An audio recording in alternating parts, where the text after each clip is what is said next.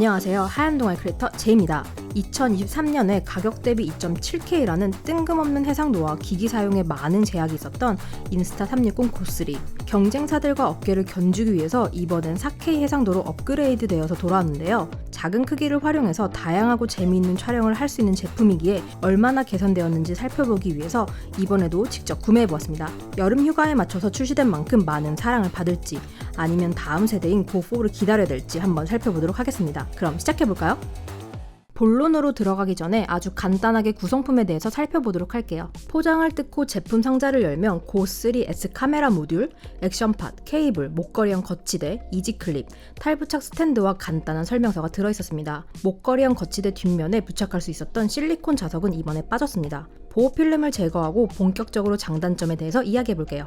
실제 사용하면서 느낀 고3의 가장 큰 장점은 작고 가볍다는 점이었습니다. 기기에서 많은 부분이 생략되었지만 카메라 모듈만 비교했을 때 고3S가 69g의 액션2보다 29g 가벼운 40g으로 측정되었고 몸에 부착하거나 모자에 부착했을 때 중량감이 확실히 덜 느껴졌어요. 특히 모자에 부착해서 1인칭 촬영을 직관적으로 편리하게 할 수 있다는 점은 현장의 생동감을 담기에 좋았습니다. 스마트폰과 연결하지 않고 액션팟으로 무선 연결이 가능해서 촬영 상황을 중간에 모니터링 할 수 있는 점은 일반적인 상황에서 아주 편리했어요.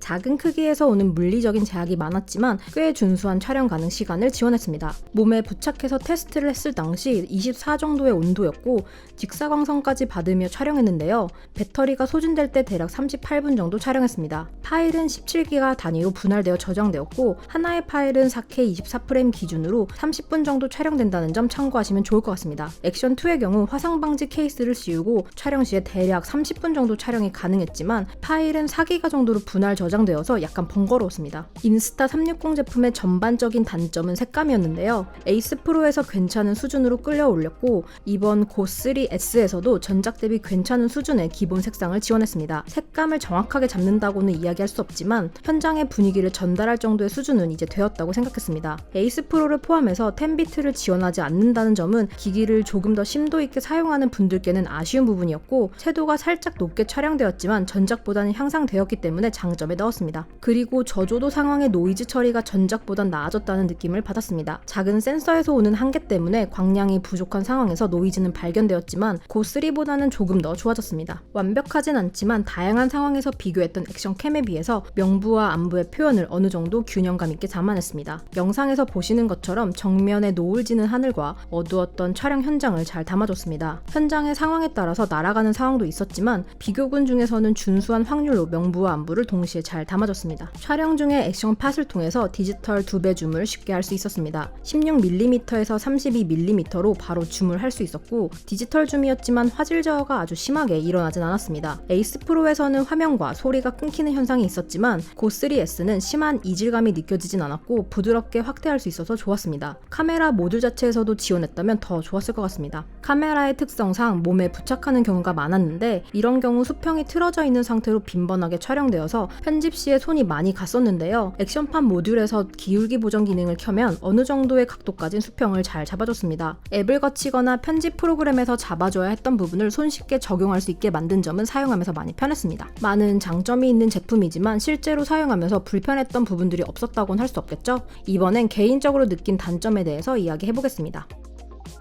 이번에 12메가픽셀로 해상도가 올라가면서 4:3 비율의 센서로 변경된 것으로 보이는데요. 4K 해상도의 화소를 지원할 수 있게 되었지만 화각은 전작인 11.24mm에서 16mm로 더 좁아졌습니다. 1인칭 카메라의 특성상 저 같은 경우는 대략적인 방향성만 정하고 넓게 촬영하고 후편집으로 구도를 정하는 경우가 빈번했는데 화각이 줄어든 점은 아쉬웠습니다. 전자식 이미지 안정화의 경우 촬영된 부분에서 크롭하기 때문에 대부분의 액션캠들도 이 부분을 인지하고 넓은 화각을 지원하고 있습니다. 화각 손실은 적고 이미지 안정화를 잘 할 수 있다면 감안할 수 있겠지만 주간에 약간 어두운 곳을 지나던가 해질녘에 촬영한 경우 여전히 화면에 잔상이 생기는 경우를 발견할 수 있었습니다. 고3의 장점은 정사각형의 센서를 활용해서 프리프레임으로 우선 촬영하고 편집으로 가로나 세로로 나중에 추출할 수 있는 큰 장점이 있었지만 센서의 비율이 달라지면서 카메라의 가로 또는 세로 방향성에 따라서 추출할 수 있는 영상의 화각의 차이가 상당히 달라지는 단점이 생겼습니다. 타사 제품들의 경우 4:3 비율로 촬영 촬영 시에 360도로 돌려도 촬영 화면이 고정되던가 기기 자체에서 이미지 안정화를 적용할 수 있거나 16:9 비율로 촬영 시에 45도까지 수평을 유지할 수 있는 기능을 지원했지만 고3S의 경우 프리프레임으로 촬영 시 화각을 변경하는 것도 기기 자체에서 모니터링을 할 수 없었고 원본의 이미지 안정화가 되어 있지 않기 때문에 무조건 모바일 앱이나 인스타 스튜디오를 통해서만 효과를 적용해야 하는 번거로움이 있어서 사용 시에 불편했습니다. 화각도 줄어들었고 프리프레임도 전작과는 다르게 제약이 많아졌는데 거기에 고3에서 기본으로 제공했던 각도 조절 고무도 빠졌기 때문에 몸에 부착하는 곳에 따라서 약간 상단을 바라보는 경우가 빈번했습니다. 이지 클립을 사용해서 각도를 조정하면 된다고 할 수도 있지만 촬영하는 옷의 재질과 두께에 따라서 조심히 사용하셔야 할 것 같아요. 그리고 이지 클립 뒷면이 좌석은 아니고 철판만 들어가 있어서 자체 자력이 없기 때문에 별도의 액세서리나 카메라를 직접 고정하지 않는다면 영상에서 보시는 각도는 간단하게 촬영할 수 없다는 점 알아두시면 좋을 것 같습니다.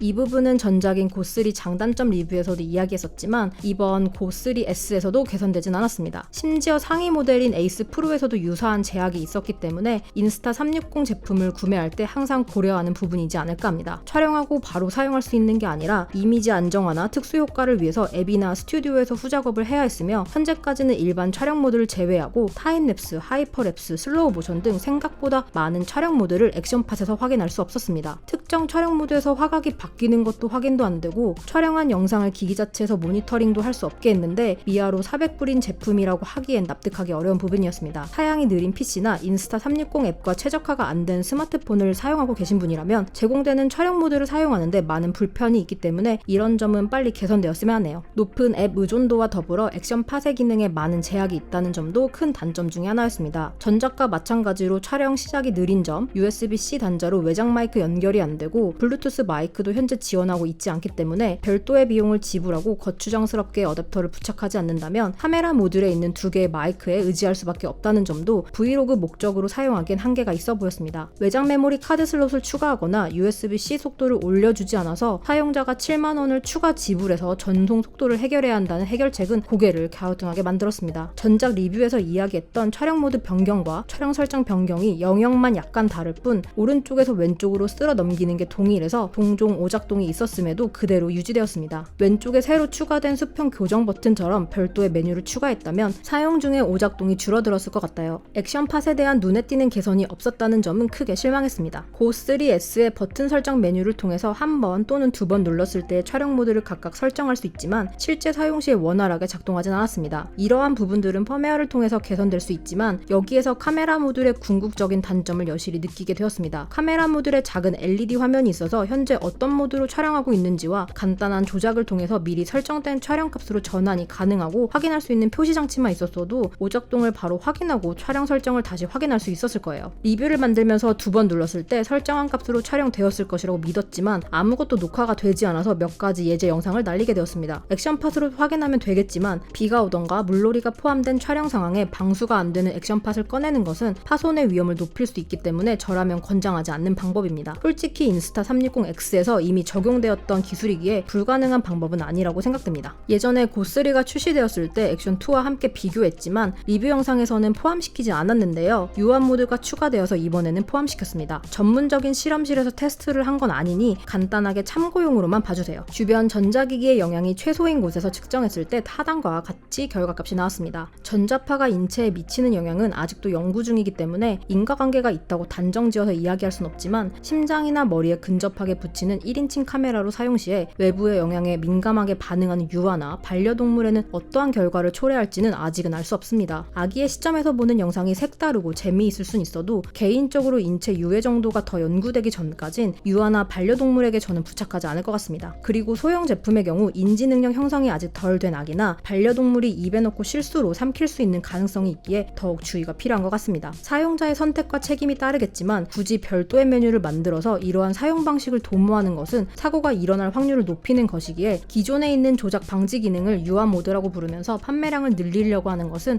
그렇게 좋아 보이진 않았습니다. 작은 크기지만 가격대가 미어 400불이기 때문에 동일한 가격대의 제품과 비교할 수밖에 없는 것 같습니다. 고프로 11이 249불에 4K 120프레임과 10비트를 지원하고 있고 액션2의 경우 메모리가 업그레이드된 128기가 제품이 299불에 판매되고 있으며 4K 120프레임과 1.7분의 1인치 센서 그리고 작은 크기의 화면도 있기 때문에 주간에만 촬영하실 사용하시는 분들이라면 조금 더 다양한 선택지가 있다는 점을 구매 전에 고려하시면 될 것 같아요. 2.7K 화소의 타당성이나 4K 120프레임의 필요 여부는 400불을 지출하고 해당 기기를 사용하는 소비자가 결정할 부분이기 때문에 리뷰어의 입장에서 필요하다 없다를 단정지어 설득할 부분은 아니라고 생각됩니다. 개인적으로는 카메라가 다양한 기능을 오류 없이 지원하면 다양한 연출을 구성할 수 있고 매끄럽고 편리하게 촬영도 할 수 있는 것은 사실이니까요. 고3의 일부만 개선시켜서 출시된 고3S였지만 색감, 화소, 그리고 저조도 노이즈 개선 등을 본다면 다음 고4세대는 조금 더 완성도 있는 제품이 되지 않을까 하는 기대감을 품고 이번 리뷰를 마무리하도록 하겠습니다. 솔직한 리뷰를 전달하기 위해서 리뷰 영상은 제품 협찬이나 제품 광고 없이 영상을 만들기 때문에 구독자분들의 많은 의견이 있으면 영상을 만드는 데 힘이 날 것 같습니다. 이번 영상이 도움이 되셨다면 좋아요, 구독, 그리고 알림 설정, 댓글 부탁드려요.